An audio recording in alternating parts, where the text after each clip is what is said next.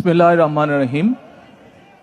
আমি মরহুমা বেগম খালেদা জিয়ার বড় সন্তান তারেক রহমান।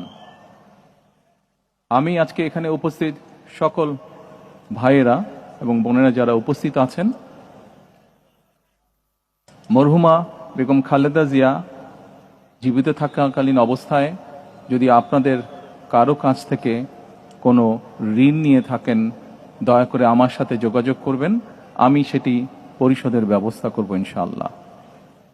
একই সাথে উনি জীবিত থাকাকালীন অবস্থায় ওনার কোনো ব্যবহারে, ওনার কোনো কথায় যদি কেউ আঘাত পেয়ে থাকেন, তাহলে মরহুমার পক্ষ থেকে আমি আপনাদের কাছে ক্ষমা প্রার্থী। দোয়া করবেন আল্লাহ তাআলা যাতে ওনাকে বেহেশত দান করেন। আসসালামু আলাইকুম।